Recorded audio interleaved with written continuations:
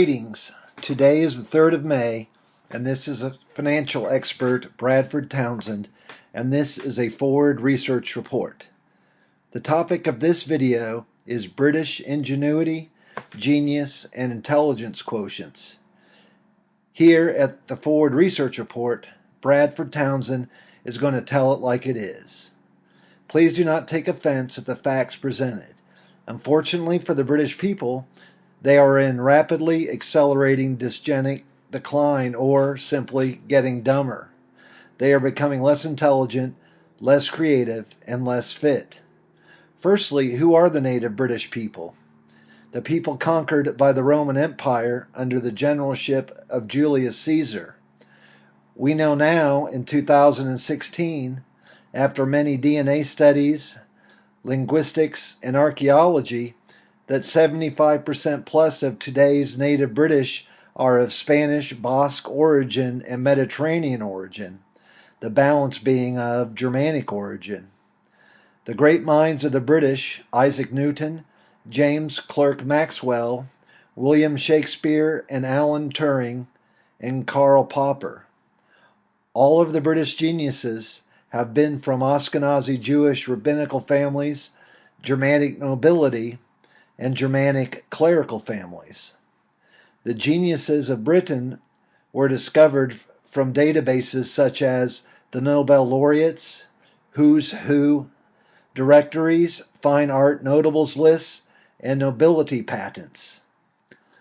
The originating minds of British geniuses are statistically astounding in the fact that a child of a clergyman, rabbi, or nobleman is 2,400 times more likely to be a genius than that of a laborer.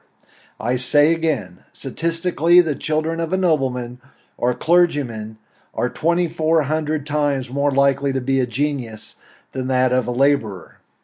The laboring class of the British Isles has been overwhelmingly of Hispanic and Mediterranean origin and been ruled since Anglo-Saxon conquest by Germanic peoples. The taller, fairer-eyed, fair-skinned, and lighter-haired elites from modern-day Netherlands, Denmark, northern Germany, Norway, Judea, northern France, and Sweden have been the creative leaders as well as masters of Great Britain and Ireland for at least the past 1,500 years.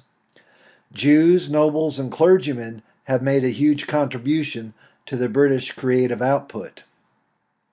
One needs to have a basic understanding of the Gaussian bell curve and statistics to understand the staggering difference a shift in the median score has on the number of geniuses in the population on a per capita basis.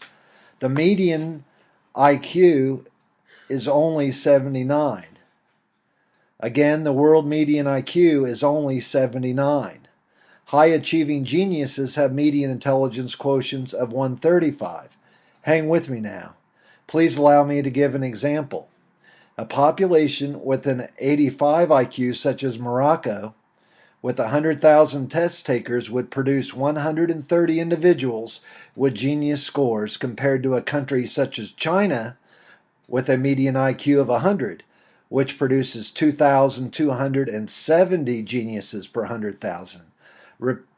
Say again, 130,000 geniuses for Morocco per 100,000 and 2,270 per 100,000 for China. The Ashkenazi Jewish American population has the world's highest IQ, a median intelligence quotient of 115. The math tells us we would expect the American Ashkenazim to produce 15,890 geniuses per 100,000 test takers. An extreme comparison, Moroccans to American Ashkenazim, is 130 geniuses to 15,890 geniuses. 100,000 Nigerian test takers with a median IQ of 67 would only produce 12 to 16 geniuses. The comparison of the highest to lowest ethnic population is a disturbing 1,000 times difference in gifted intellects per capita. Geniuses are responsible for nearly all ingenuity and productivity creativity that enables civilization. The British ruling elite have estimated median IQs of 122. Examples of surnames of the British cognitive elite are Palmer, Clark, Crowder, Minor, Draper, Potter, Stewart, and Cook. Palmer, a chosen name of clerks returning from the Holy Land as they carried palm leaves in Christian religious processions in Jerusalem. Crowder is Middle English for musician. Clark, in its many variations of spelling, is clergyman. Stewart is medieval English for manager. Potter, Minor, and Draper have obvious definitions.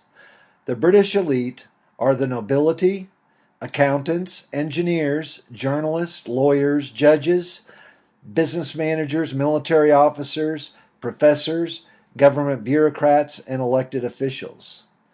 British intellectual talent, the energetic, and those of strong moral character have been leaving the island for centuries.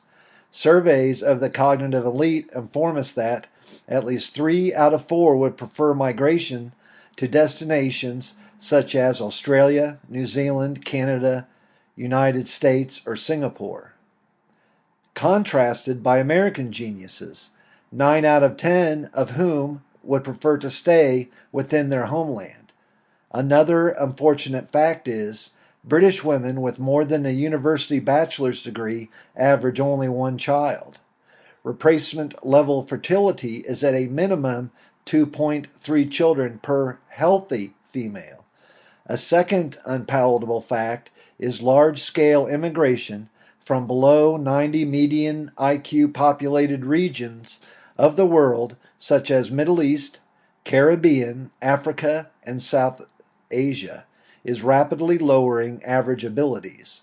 Below 90 IQ migrants' offspring and native laboring classes are already the majority of grammar school children in the largest cities of Ireland and United Kingdom. The median IQ adjusted for positive forces such as better nutrition, larger pools of mating candidates, and more years of schooling are more than offset by the negative forces.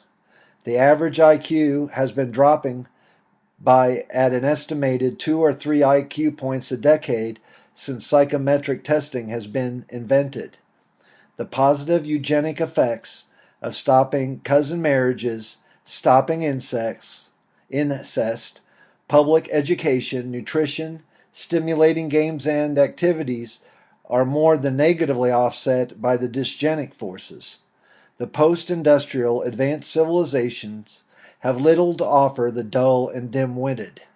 Sadly, I must counsel the brilliant and clever Irishmen, Scots, Welshmen, and Englishmen to migrate while the getting is good.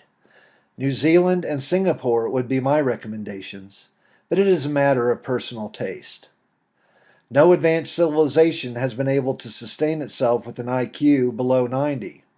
Below the 90 threshold, violence and crime rise to unbearable levels. The population does not have the brain power to manage power grids, staff police forces, and man hospitals.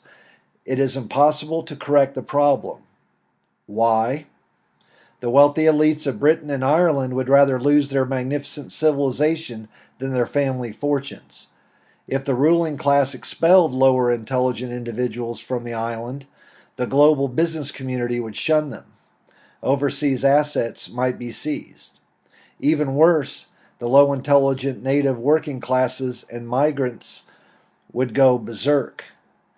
The wealthy elite would rather live in guarded enclaves than risk their fortunes in an environment of violent revolution. Do not be afraid.